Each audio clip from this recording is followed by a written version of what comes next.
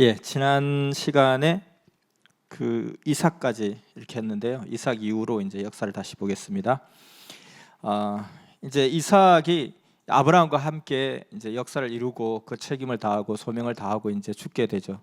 그러고 나서 이제 이삭이 죽은 게 아니라 자기 사명의 뜻을 다 하고 나서 그 다음 세대로 이어지는데 그 아들을 낳으니까 에서와 야곱이라는 아들을 낳게 돼요. 근데 에서와 야곱은 쌍둥이였어요. 근데 이제 에스가 형이고 야곱이 동생인데 에스는 날 때부터 어떤 아이로 태어났냐면은 몸이 붉고 그리고 전신에 털옷을 입은 털옷을 입은 것처럼 그렇게 털이 많았다고 그래요. 그래서 그 뜻을 따라서 에서라고 이름을 지었고, 그다음에 이제 야곱은 그 태중에서 둘이 막 자주 이렇게 싸움박질을 잘했나 봐요. 네가 나가겠다, 내가 나가겠다, 뭐 그런 거였나 보죠. 그런데 이제 에스가 먼저 튀어나온 거예요. 튀어나오니까 안 돼, 가지 마 하고 이렇게 막 발목을 막 붙잡고 이게 발목을 붙잡고 나왔나 봐요. 이렇게. 그러니까 나오면 뭐 거의 동시에 따라 나온 거죠. 근데 에스가 먼저 나왔기 때문에 형이고 뒤에 발꿈치를 잡고 나왔다. 그래서 발꿈치를 잡았다는 뜻으로 야곱이라는 이름을 짓게 되었다고 합니다. 그래서 이제 그 에스는 타고난 성정이 그러하듯이 몸이 털이 많고 그리고 또 이제 막 우락부락 씩씩해가지고 사냥을 막 즐겨했나 봐요. 근데 이제 그 야곱은 어떤 스타일이었냐면은 좀 대체로 보면 가정에서도 둘째가, 아들이 둘이 있으면 둘째가 꼭 딸 역할을 해요. 아주 좀 이렇게 좀 차분하고 조용하고 이런 역할을 하게 되는데 딱 야곱이 그런 사람이었어요. 조용한 사람이다. 조용한 사람으로 장막에 거했다. 이렇게 되어 있고 에스는 털이 많고 사냥을 좋아했다. 이렇게 되어 있습니다. 그래서 이제 그 아빠가 볼 때는 그래도 장남이기도 하고 또 사냥을 좋아하고 씩씩하고 이런 에스가 좀 마음에 와닿았던 거죠. 아무리 이제 자식이라 해도 자기 마음에 더 와닿는 자녀가 좀 있잖아요. 그래서 근데 엄마 리브가는 야곱이 더 마음에 들었던 거예요. 그러니까 야곱은 그냥 아주 그냥 심부름도 잘하고 그러니까 야곱아 콩나물 사와 하면 네 하고 와서 막 콩나물 사오고 와서 그럼 머리 좀 따자 하면 머리 모자 막 벗기고 막 털 밑에 다리 자르고 막 이거 꼼꼼하게 했던 그런 스타일이었던 거예요. 그래서 이런 상황 속에서 항상 성경에 모든 나오는 일화들은 하나님의 뜻을 나타내기 위해서 하나님의 뜻을 이루기 위한 사건 중심으로 모든 것이 구성되어 있다고 그랬습니다. 그래서 이 두 형제의 이야기는 갑자기 붕 건너뛰어 가지고 이제 어느 날 이삭이 이제 오늘 내일 하게 된 거예요. 가만히 보니까 눈도 자꾸 멀고 또 이제 뭐 호흡도 가쁘고 내가 이제 곧 내 목숨을 다할 때가 되었구나 생각할 때에 이제 아들을 장자를 불러가지고 에서야 내가 이제 모든 장자권을 너에게 물려줄 테니 너는 나를 위해서 사냥을 해서 내게 음식을 가져다 다오. 그럼 내가 그것을 먹고 그 조건으로 축복을 해줄게 라고 약속을 했어요. 근데 사실은 이제 뭐 장자권이라는 것이 어떤 우리로 치면 어떤 뭐 유언을 남긴다든지 권리를 넘겨주는 것 같아요. 그러니까 이제 우리 한국도 그랬지만은 이 이스라엘도 보면 올인하는 스타일이고 장남한테 싹 다 주는 그런 스타일이었거든요. 그래서 그것이 아마 공식적으로 내가 너에게 장자권을 주노라 이렇게 하면은 우리가 인간의 법적으로도 이렇게 유산을 상속한 것이 될 것이고 또 특히나 이게 하나님을 중심으로 종교 사회였기 때문에 하나님이 이제 저한테 주시던 그 모든 것을 이제 얘한테 다 주세요. 이제 저는 이제 은퇴할랍니다 하는 이런 어떤 일종의 의식이었던 것 같아요. 그러니까 이제 에스가 신나가지고 사냥을 하고 간 거예요. 근데 이제 엄마가 그것을 딱 엿들은 거예요. 엿들어서 야곱을 불렀어요. 야곱아 빨리 와라. 왜요? 하니까 지금 니네 아빠가 지금 장자권을 지금 물려주고 축복권을 물려주려고 한다. 그러니까 네가 빨리 가서 그 축복을 받아라. 어떻게 제가 축복을 받아요? 그러니까 아빠가 에서한테 가서 사냥을 해서 나를 위해서 먹을 것을 주면 내가 그것을 먹고 하나님 제가 이렇게 잘 먹었습니다. 그리고 너가 나에게 이런 좋은 음식을 대접했구나. 내가 너에게 상을 줄게. 하나님 이에게 축복권을 주세요. 라고 이제 조인식을 하려고 했는데 그러면은 너는 내가 엄마가 네 아버지 식성을 잘 아니까 내가 참 요리를 맛있게 해가지고 딱 줄 테니까 너 빨리 가서 아빠한테 가서 축복 기도를 받아버리라. 근데 내가 지금 가면 아빠가 알 텐데 니네 아빠 눈이 멀어서 보이지 않지 않냐. 그러니까 음식을 갖다 주면 돼. 근데 그래도 목소리가 우리 형하고 나하고 목소리가 다르잖아요. 그러니까 그냥 사냥 열심히 하다가 힘들어가지고 그냥 목이 쉬었다 그래. 그리고 그냥 쉰 목소리 내. 근데 그런데 형은 털이 많은데 당장 이렇게 손만 만져봐도 알 텐데 더듬어 봐도 알 텐데 어떻게 하죠? 닭털이든 뭐 양털이든 붙이고 좀 들어가 그냥. 그래서 이제 엄마가 막 굉장히 강한 용기를 준 거예요. 용기를 주고 맛있는 요리를 해가지고 딱 갖다 준 거예요. 갖다 주고 들어가라 하니까 야곱이 무서워 죽겠는 거예요. 근데 엄마가 굉장히 강하게 이제 밀어붙여서 역사를 했습니다. 그래서 이제 야곱이 덜덜덜 떨리는 마음으로 이렇게 갖고 들어간 거예요. 그러니까 아버지 사냥을 해서 요리를 가져왔습니다. 그러니까 아니 지금 사냥 나간 지 언제 되면 벌써 왔냐? 그러니까 아니 하나님이 축복하시려고 그런지 몰라도 나가자마자 그냥 그 사슴이 하나 뛰어가잖아요. 그래서 휙 쐈죠. 그래서 맞춰서 바로 잡았죠. 그래서 그냥 옷을 이렇게 털옷을 벗기려는 게 지가 알아서 막 벗더라고요. 막 벗고 그냥 내가 막 그냥 털을 뽑는데 지도 막 같이 뽑고 해서 그냥 이렇게 빨리 가져왔죠. 그래? 하나님이 축복하실 그러나 보다. 그러면서 이리 와봐라. 근데 너 목소리가 좀 다르다. 목소리가 왜 그렇게 됐어? 사냥하다 보니까 제가 뭐 너무 기운을 많이 써서 목소리가 달라진 것 같아요. 목이 좀 쉬어서 그래요. 그래? 자, 내 아들 정말 든든한 털을 한번 만져보자. 손을 내밀어 봐라 하고 이렇게 쓱 만져보는데 털을 막 붙이고 갔거든요. 그러니까 믿음직한 내 장남의 털이네 하면서 그래 내가 지금 기력도 가물가물하니까 또 잠이 와. 그렇게 빨리 내 축복기도 해줄게 하고 탁 손을 놓고 이제 안수기도 해줬어요. 이제 오늘날로 치면 그냥 도장을 인감도장 찍는 거예요. 그냥 인감도장 찍고 그걸로 이제 땡인 거예요. 자 그렇게 하고 나서 이제 드디어 축복을 받고 막 떨리는 마음으로 나왔어요. 엄마가 잘했다 너무 잘했다 이렇게 하는데 한참 있다가 이제 에스가 헐레벌떡 막 들어오는 거예요. 그래서 엄마 큰일 났다. 이제 형이 들어왔는데 나 어떻게 하면 좋냐. 어떻게 해요 이제 큰일 났어요. 나 맞아 죽게 생겼어요. 그러니까 그래 보니까 네 형 기세가 지금 좀 걱정이 된다 하고 좀 추이를 보자. 이렇게 하니까 이제 에스가 들어간 거예요. 아버지 왜 주무세요? 아버지 내가 왔다니까요. 지금 기다리고 있어야죠. 축복권을 줘야죠 빨리. 그러니까 아니 아까 너 왔는데 또 왜 와? 제가 언제 왔어요? 내가 꿈을 꿨나? 아닌데 내가 분명히 아까 축복을 줬는데. 몰라 난 줬어. 일단 가. 줬는데 왜 그래 자꾸. 피곤해 나 지금 자꾸 졸으면서 안 되겠어. 가. 이렇게 하니까 아니 아버지 혹시 딴 놈한테 준 거 아니에요? 아니야 내가 다 털도 확인해봤고 뭐 목소리 좀 이상했는데 그냥 좀 사냥하다가 뭐 급해서 그랬다던데? 아니에요 아버지 나 지금 들어온 거예요.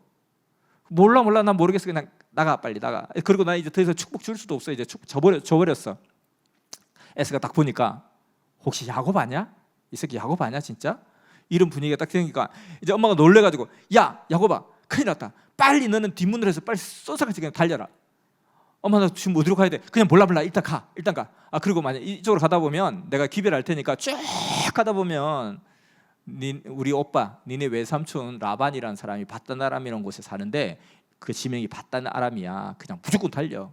맨날 며칠 달려야 될 거야 아마. 그렇게 가서 거기서 일단 피신하고 있어. 에서가 그냥 다 일찍이긴 하지만 단순해가지고 또 좀 지나면 다 잊어버린다. 그러니까 그때 내가 연락할 테니까 와 하고 그냥 쫓아냈어요. 그러니까 나가자마자 바로 그냥 울그락불그락 이놈의 야곱 새끼 어디 갔냐고 엄마 야곱 못 봤냐고 막 그러는 거예요. 그러니까 엄마가 못 봤는데 글쎄 아까 보니까 저 앞쪽으로 뭐 사냥한다고 어디 간다고 하는데 저 앞쪽으로 가더라. 그래요? 근데 너 왜 도끼는 왜 들고 있어? 아니요 그냥 장작 펴려고요. 혹시 야곱 머리를 쪼개려고 그러냐?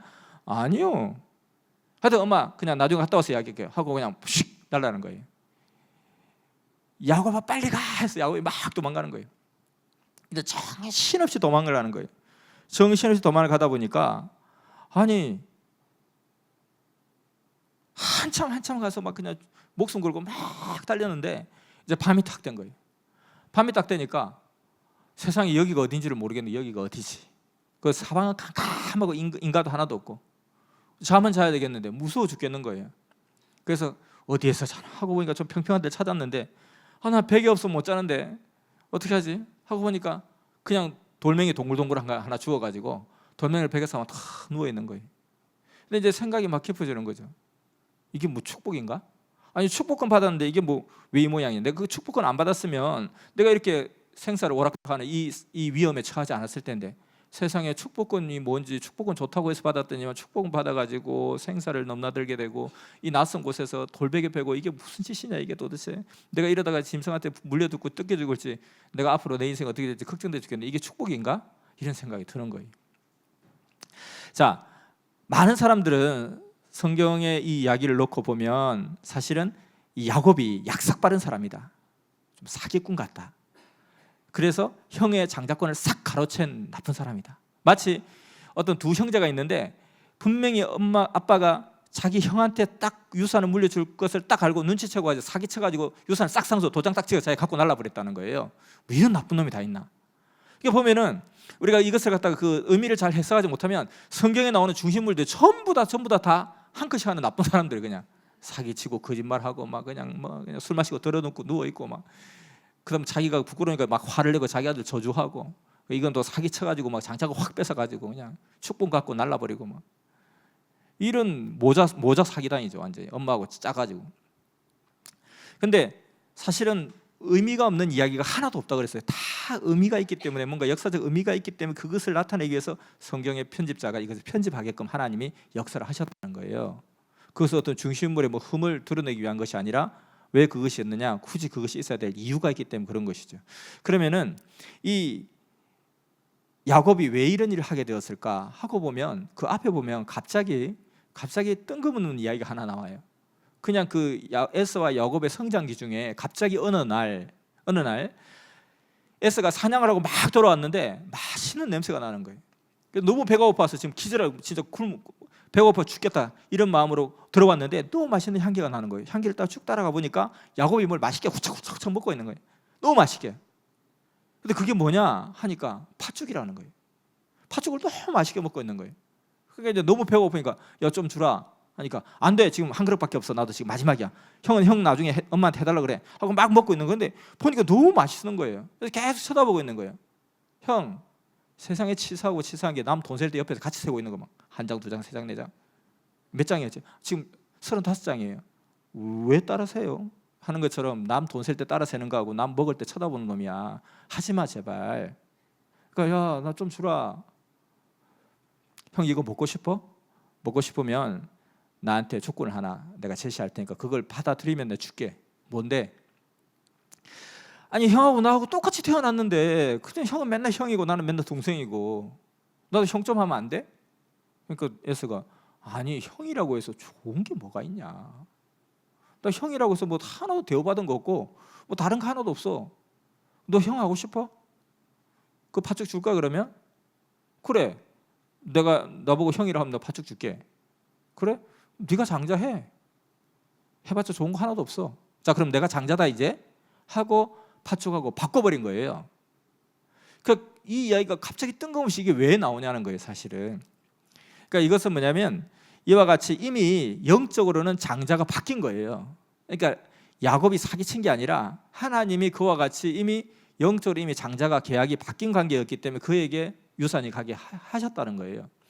근데 결국은 이 에서는 이 장자권의 가치를 몰랐다는 거예요. 장자권의 가치를 모르면 그냥 팥죽 한 그릇에 그걸 팔아버린다는 겁니다. 그러니까 선생님 자문에 가치를 모르면 같이 못 간다 하듯이 우리가 이 섭리길을 가면서도 내가 이 섭리인으로서의 가치, 사도로서의 가치, 신부로서의 가치, 구원과 휴거의 가치, 이것을 모르는 순간에 나는 그것을 뺏긴다는 거죠. 그러니까 사실 우리가 섭리길을 가면서 때로 이렇게 마음이 낙심되고 어렵고 힘들 때 다시 정신을 바짝 차려. 야 정신 차려, 너 정신 바짝 차려, 정신 차려. 왜 그래? 이 우리가 섭리에 온 것이 얼마나 귀한 것이고 이 시대에 사도된 것이, 신부된 것이, 휴거된 것이 얼마나 큰가를 생각해 보면 너가 지금 우울할 필요도 없고 무조건 기뻐해야 돼. 신약 시대 때는 그 시대에 예수님을 만나지도 못하고 본 적도 없는 그 시대의 이방인들 가운데 또 그 시대에 전도된 자들 가운데 그 주님 말씀하시기를 너희는 항상 기뻐하라, 쉬지 말고 기도하라, 범사에 감사하라, 이는 그리스도 예수 안에서 너희를 향한 하나님의 뜻이니라. 너희가 이 시대에 구원을 받았으면 무조건 기뻐해야지. 이것이 그 시대에 전한 하나님의 명령이었고 하나님의 뜻이라고 그랬거든요. 그럼 우리가 이 섭리 역사의 길을 가는 우리는 진짜 무조건 기뻐해야 되고 더 기뻐해야 되고 더 기뻐해야 되고 그 가치를 알아야 되는데 그 가치를 모르는 순간 우리는 막 슬퍼지고 힘들어지고 어려워지는 거죠. 내가 이 섭리에 존재하고 있고 또 내가 휴거의 축복을 받았으면 내가 어떤 상황 속에서 난 너무너무 기뻐하고 행복해야 된다는 거예요. 근데 그것을 하지 못하면 그 가치를 그대로 뺏긴다는 겁니다.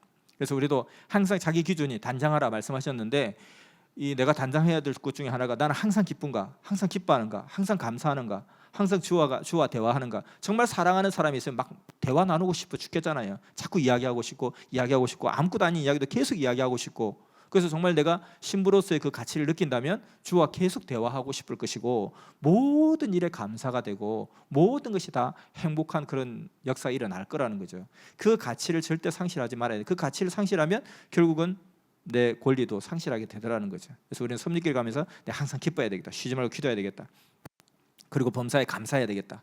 정말 그런 마음이 안 생기거들랑, 제가 어제도 어떤 섭리에 열심히 뛰는 어떤 지도자가 있는데, 그냥 좀 이렇게 좀 요즘 뭐 매너리즘에 빠졌다는 거예요. 그냥 시큰둥하 그저 그렇고 그냥 해봤자 이렇게. 야, 너 서대문 형무소 가봐. 그럴 때는 서대문 형무소 한 가봐. 가가지고 야, 독립을 위해서 이렇게 했나? 독립을 위해서 이렇게 한낱 여러 이름 없는 사람들이 이렇게 이름 없이 빚도 없이 이렇게 갔나? 전쟁 기념관 가가지고 학도의용군에 나간 중학생을 보고 고등학생을 한번 봐. 그들이 국가라는 그 하나의 어떤 이념을 위해서 그렇게 목숨 걸고 기꺼이 죽어갔던 걸 생각하면, 야, 우리 섭리사 이 원다고 해서 누가 돌을 맞아 죽은 사람이 있냐, 감옥 간 사람이 있냐, 가다 톱에 잘려 죽은 사람이 있냐, 굶주린 사자한테 뜯겨 죽은 사람이 있냐. 우리가 어떤 우리 남스타들한테 그래. 아니, 그 남자로서 정말 이 엄청난 역사의 길을 갔다가 내가 홀로 딱 가겠다 그렇게 했으면 어마어마하게 대단한 결심 아니냐, 정말 이 사회에서. 아니, 중들의 머리 깎고 산속에 처박혀 있으니까 그냥 유혹도 없고 그것도 없다 치자. 근데 이 세상에 살면서 그렇게 간다는 게 정말 쉬운 일이 아닌데, 그렇게 결단했으면 적어도 아프리카 가고 저기 인도 가고 히말라야 가고 거기서 복음 전하다가 막 총에 맞아 죽기도 하고, 그렇게 하면서 그냥 팍 순교도 하고 이래야 되는데, 맨날 그냥 이 강원도 여기에서는 전도해봤자 5만 명밖에 안 됩니다. 목사님 5만 명밖에 안 돼가지고요, 나가면요 6개월 전에 다 알아요. 저기 제임스 목사다 다 알아요. 전도할 수가 없어요. 야, 그곳에도 절이 있고 그곳에도 기성교회가 있고, 그 기성교회 천명 기성교회가 있고 의리의리한 궁궐 같은 기성교회도 있더라. 절도 있더라. 그 교회는 절은 처음에 들어갈 때 그렇게 환영받고 그냥 기다렸다는 듯이 다 가서 이 교회 다니려면 했겠냐. 거기도 핍박받으면서 얻어 터져가면서 그렇게 하면 다 전도한 거야. 왜 섭리라고 왜 안 돼 도대체? 그런 어떤 생각을 가질 것 같으면 내가 진짜 내 인생을 청춘을 걸고 하는 게 너무 아깝다. 네 청춘이 그렇게 값싸냐? 네 인생이 그렇게 값싼 인생이냐? 겨우 그 말을 하려고. 남들 다 할 수 있는 말, 누구든지 할 수 있는 말, 그 말을 하려고. 그 말 나도 할 수 있고 오늘 지금 들어오는 신입생도 할 수 있다. 지금 여기 우리 동네는요 5만 명밖에 안 되기 때문에요, 서울하고 달라요. 서울에서는 전도될지 몰라도 여기서는 전도해봤자 안 돼요. 그냥 내 신앙 하나 지키는 게 최고예요. 그런 말 할 것 같으면 그 길을 가지를 말지. 그 길을 가면서 그런 말밖에 못하냐? 아무나 할 수 있는 말. 선생님, 저를 아프리카는 왜 복음이 아직 안 펴지고 있습니까? 제가 가겠습니다. 너 아프리카 말 할 줄 아냐? 가서 배우겠습니다. 그러면 안 돼. 불을 하든 영어를 하든 뭔가 그 나라 언어를 익혀야 돼.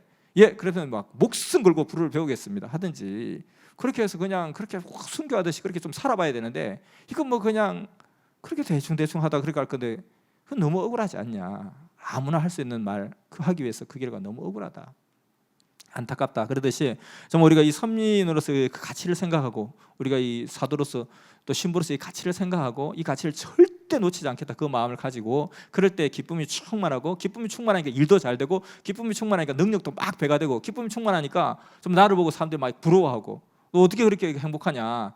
섭리 와봐, 너도 이렇게 행복할 수 있어.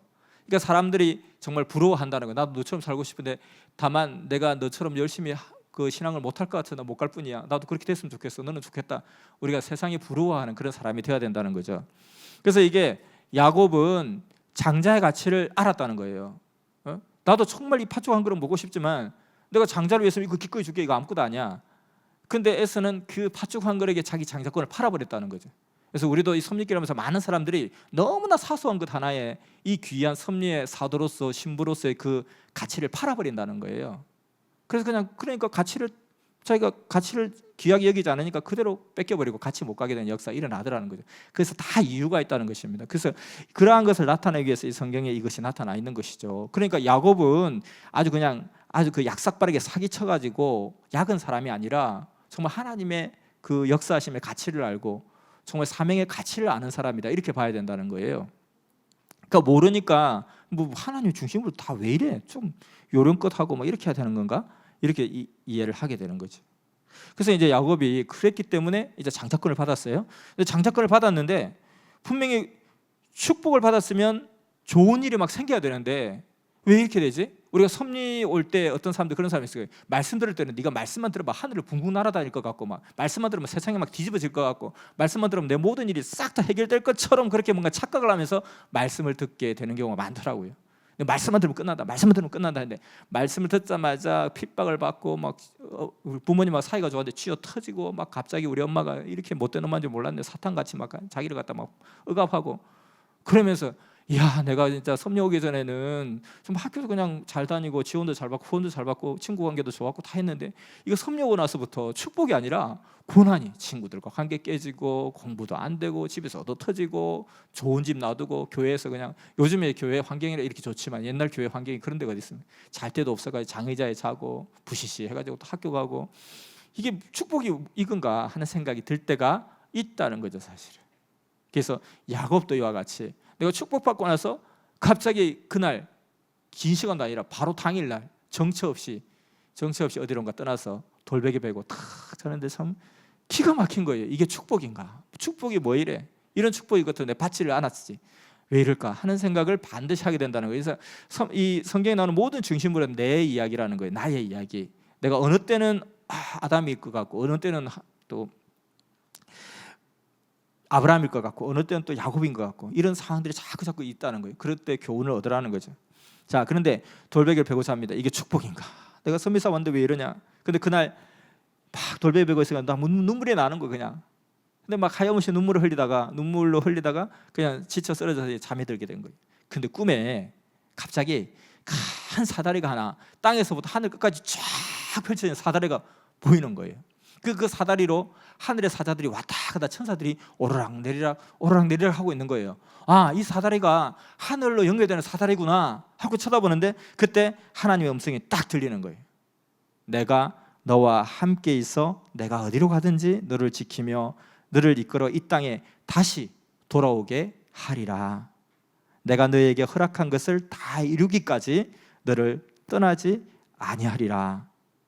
그런 하나님의 음성을 딱 듣는 거예요. 그러면서 굉장히 희망 속에서 감격의 눈물을 이제 흘리면서 잠에서 딱 깨어났죠. 그래서 그 잠에서 깨어나면서 여호와께서 여기에 계시거늘 내가 그것을 알지 못하였도다. 하나님은 늘 나와 함께 계시는데 내가 그것을 알지 못했다, 미처 깨닫지 못했다라고 그게 고백을 하면서 이제 자기가 베고 잤던 돌을 가지고 놓고 또 몇 개의 돌을 다 해서 돌단을 쌓습니다. 그래서 거기에 지명 이름을 벳엘이라고 이야기하죠. 이게 하나님의 집이라는 뜻이죠.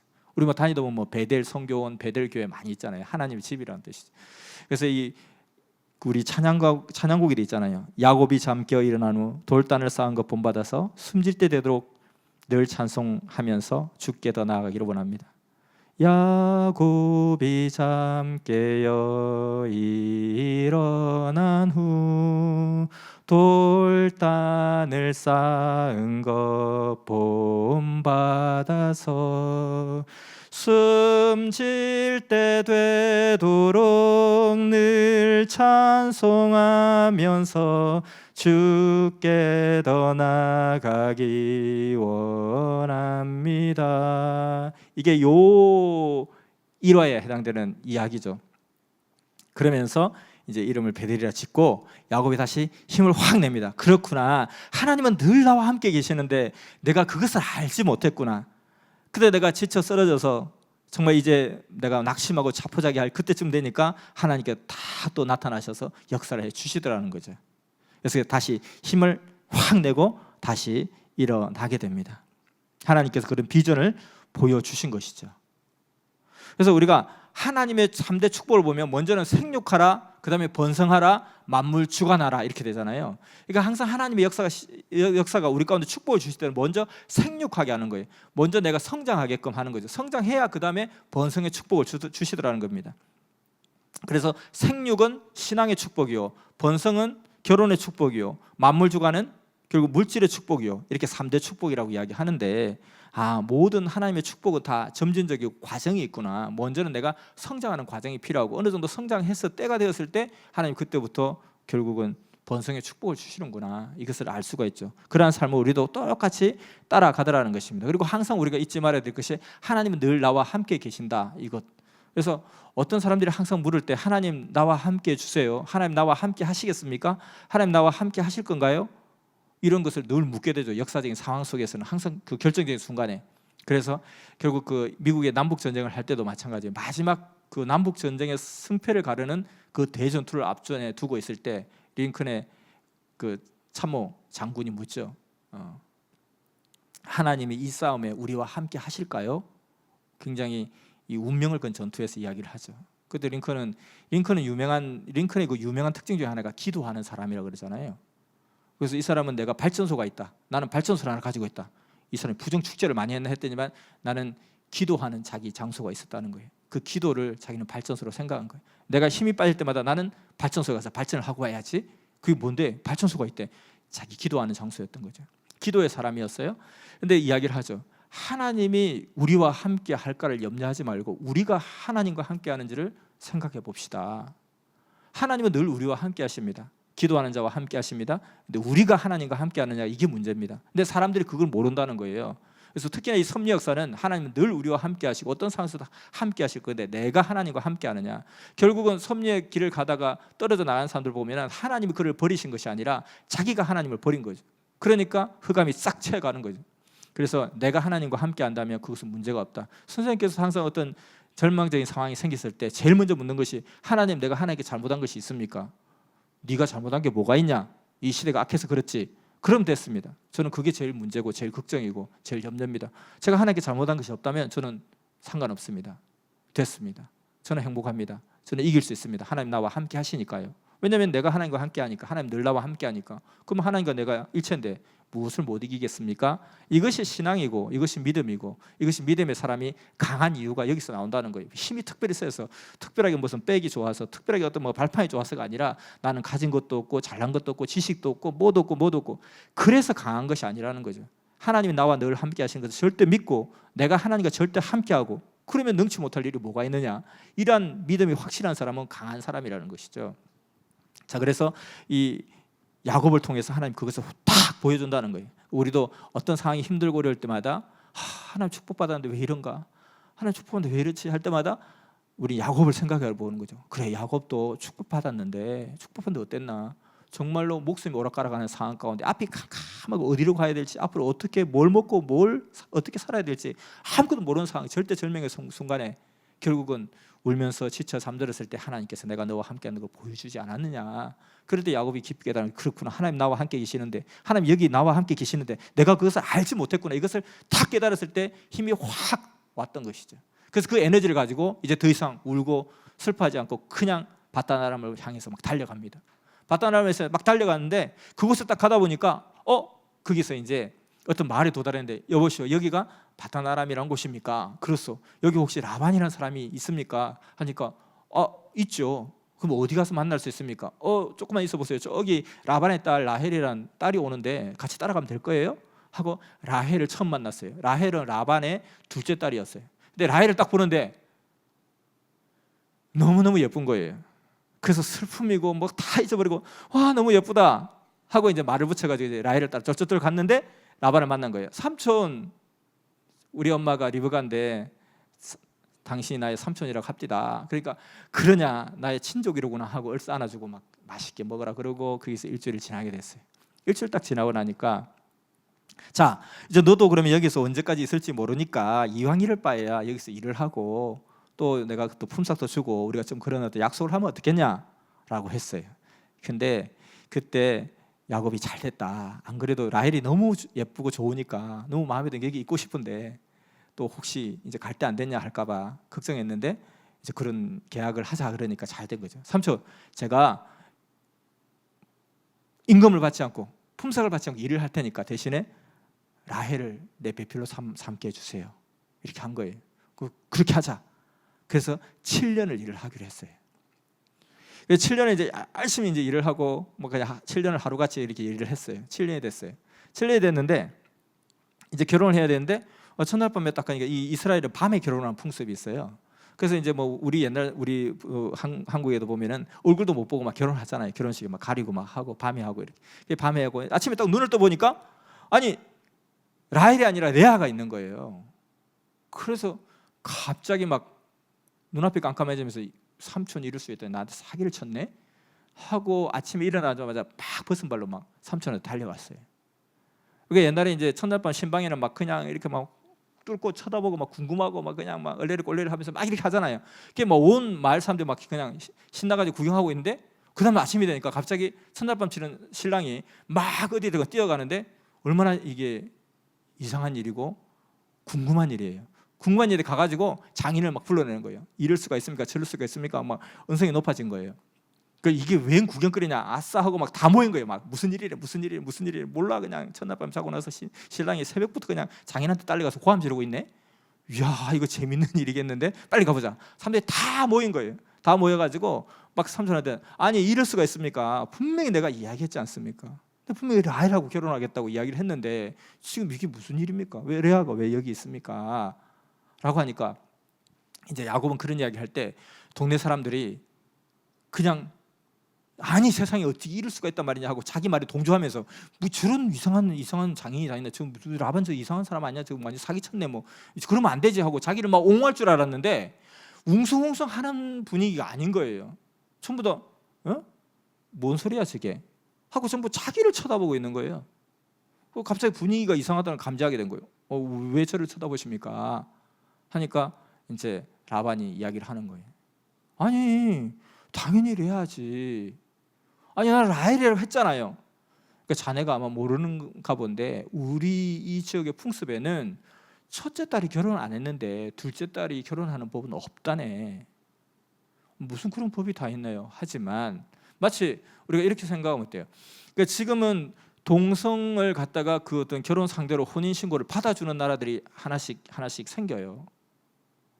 근데 우리는 너무 이상하잖아요. 어떤 우리가 이제 엄마가 있는데 어떤 남자가 와가지고 어머니 결혼 허락 받으러 왔습니다. 그러면 아니 우리 집에 딸 둘이 있고 아들 둘이 있는데 아들내미를 원하는가 딸내미를 원하는가 이렇게 물어보는 것이 이상하잖아요.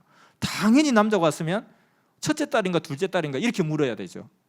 근데 아들인가 딸인가 이렇게 그게 무슨 소리세요? 당연히 딸이죠. 이렇게 묻는 것처럼 거기 와가지고 삼촌 이제 결혼해야 되겠습니다 했는데 7년 전에 뭐 라헬 뭐 했던 이야기는 그때는 얘가 마음이 바뀌었나 보다. 지금 당연히 결혼하면 남자가 왔으면 딸을 달라는 것이고 또 여자가 와서 어머니 결혼시켜 주십시오 하면 우리 아들내미를 원하는구나 이렇게 생각하는 게 당연시사인 것처럼 그걸 갖다 아들인가 딸인가 묻는 게 이상한 것처럼 아니 그때 라헬이라고 하지 않았나? 근데 왜 지금 결혼해달라 그러지?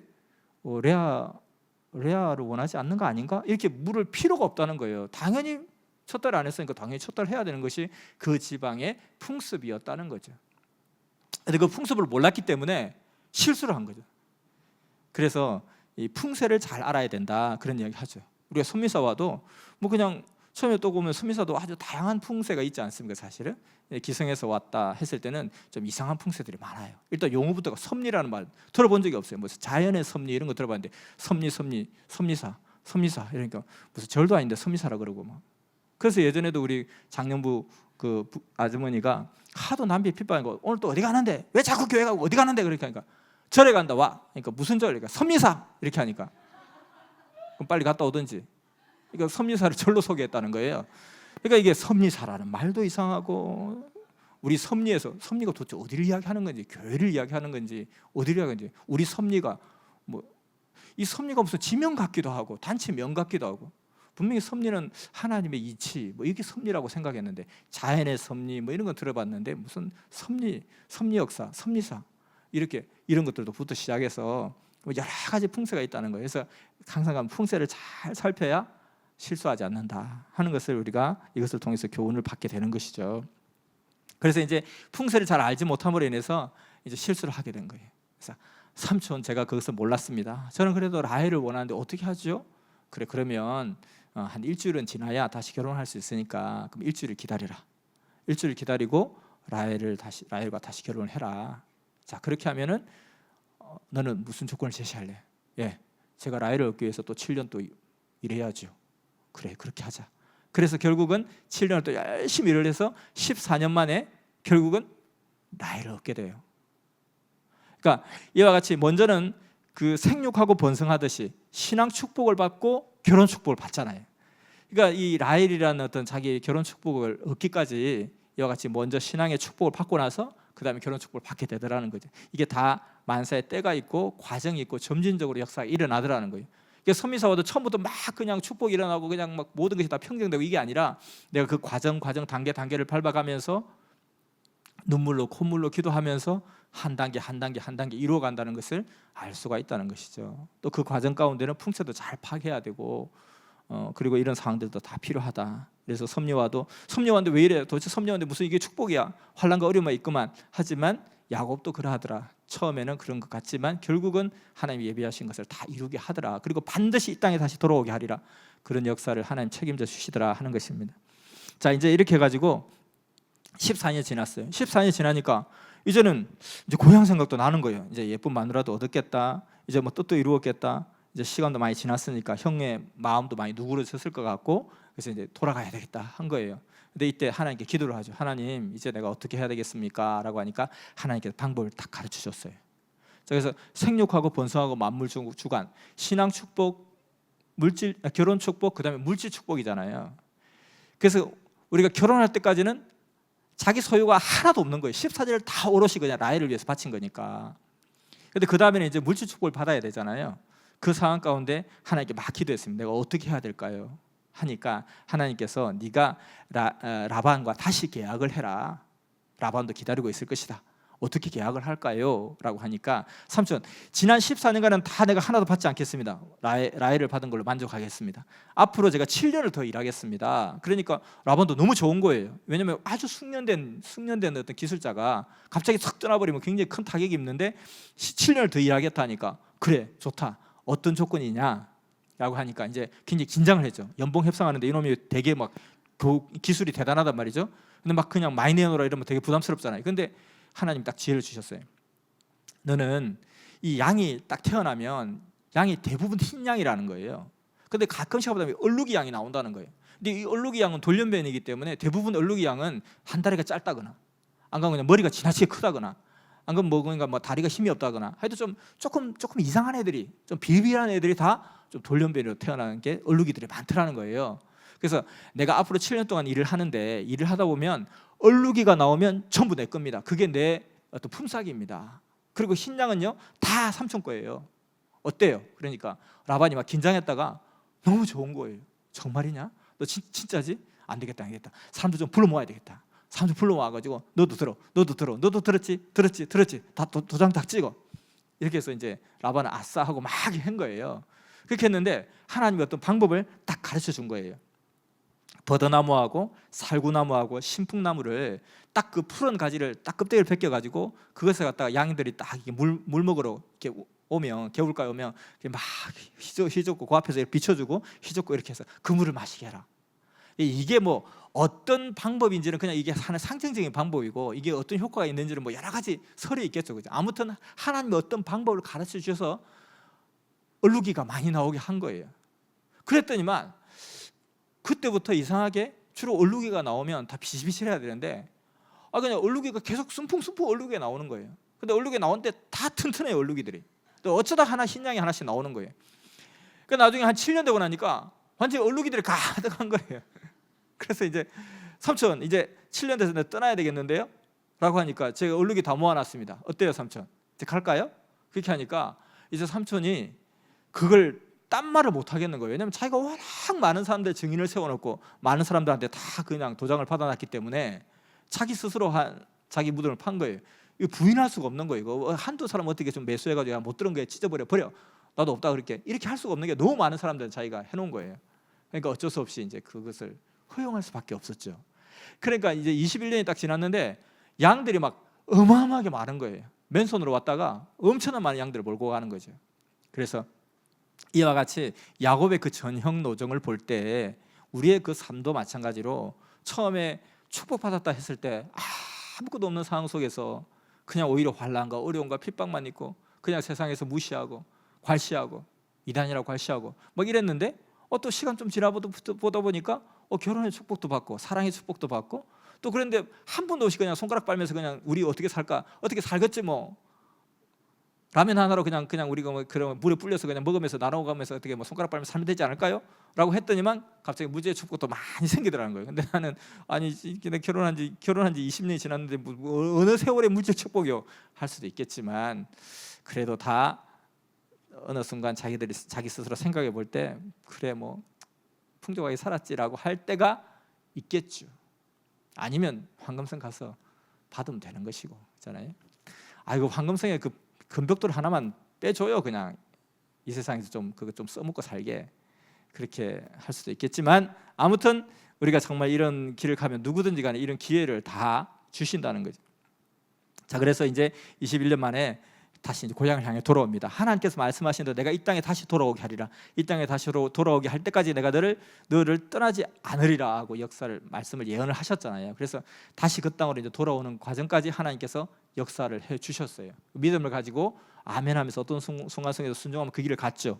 이게 왔는데 이제 문제는 뭐냐면 이 에서에 관한 문제를 아직 정리를 안 한 거예요. 에스를 이제 만나야 되는데 한편 에스는 21년 동안 이를 갈면서 기다렸던 거예요. 이 진짜 야곱 이놈의 새끼 내 축복을 받아가지고 나는 빈털터리고 아무것도 못하고 이거 오기만 해봐라. 받다 나면 어디 곳에 산다는데 너무 멀어서 갈 수도 없고 오기만 해봐라. 언젠가 오겠지 이놈이 하고 벼르고 있었는데 21년이 지나버린 거예요. 근데 소식에 이제 야곱이 돌아온다는 이야기를 듣게 된 거예요.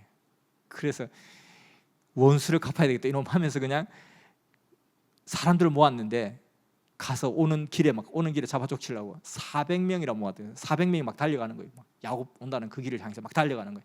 그러니까 야곱이 하늘 앞에서 지혜를 구했어요. 하나님 어떻게 해야 되겠습니까? 항상 어떤 고비고비 순간마다 하늘의 지혜를 늘 구했던 거예요. 어떻게 할까요? 어떻게 할까요? 어떻게 할까요?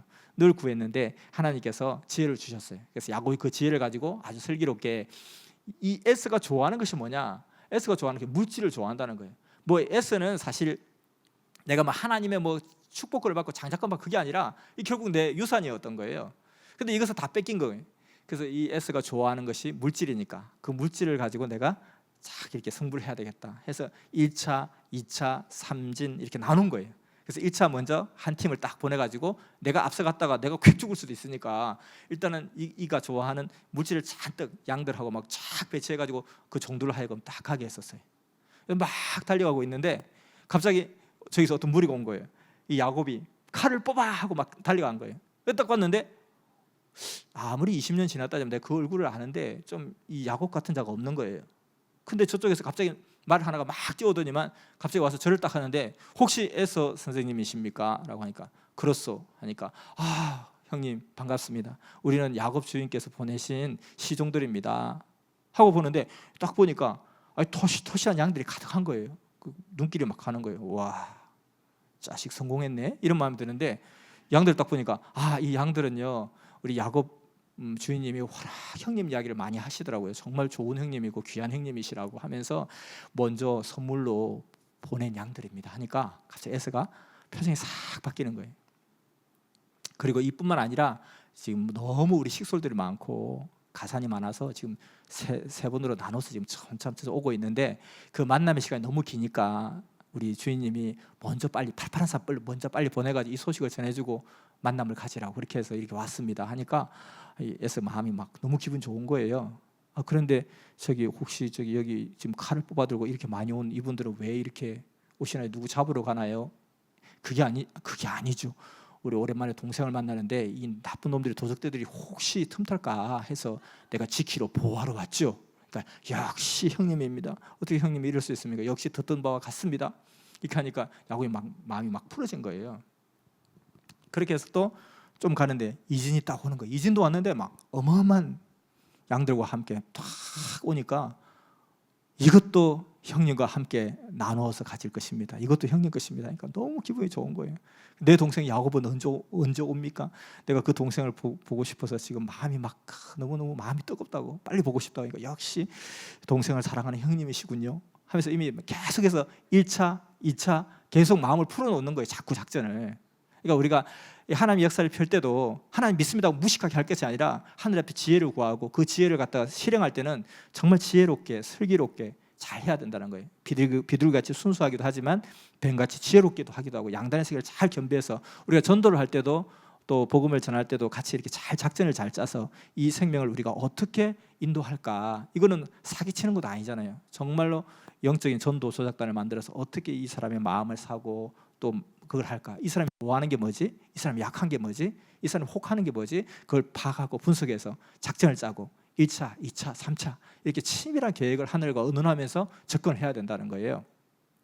무작be게 해놓고 왜 안 됩니까? 하나님 내가 전도하는 걸 허락하지 않습니까? 뭐 하다가 안 되면 에이 수준이 안 되고 준비가 안 됐어 이렇게 할 필요가 없다는 거예요. 지혜롭게 해야 되죠.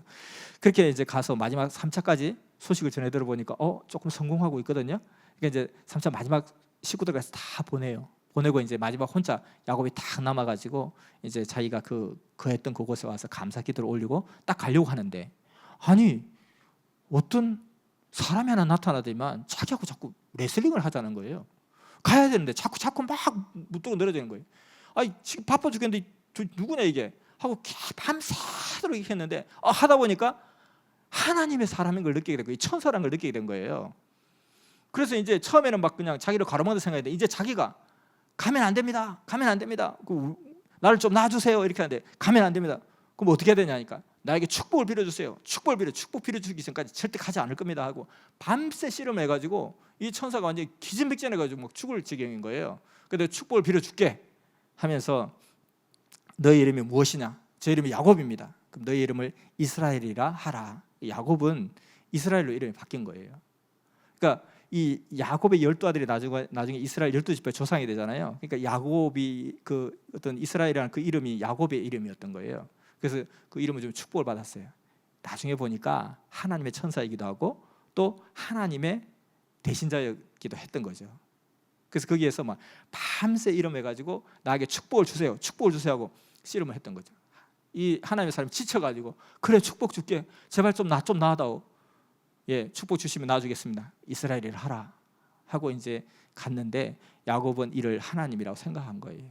그래서 거기에 그 역사적인 그 사연에 있는 그 장소를 이름을 브니엘이라고 이렇게 하게요. 브니엘은 하나님의 얼굴이라는 뜻이에요. 하나님의 얼굴을 내가 보았다. 하나님을 만났다 보았다. 우리도 어떤 역사적인 길을 갈 때 정말 이렇게 씨름하듯이 하나님이 졌다. 제발 나 좀 놔. 그래 내가 소원 들어줄게. 내가 들어줄게. 됐어. 진짜입니까? 안 들어주면 안 됩니다. 꼭 들어주세요. 밤을 새워 씨름하듯이 이판사판 매달려가지고 축복 안 주시면 놓지 않을 겁니다 하는 이런 마음으로 끝장을 보라는 거예요. 밤을 새워서라도. 그러니까 하나님이 손을 든 거예요. 내 축복해 줄게. 제발 나 좀 놔다오. 이럴 정도로. 자, 그래서 이제 그 축복을 딱 받고 약속을 받고 이제 야곱을 만나러 가는 거예요.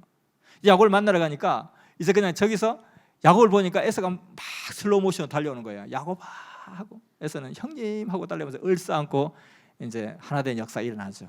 그래서 그 야곱 때 와서 가정 발판의 역사 일어나게 됩니다.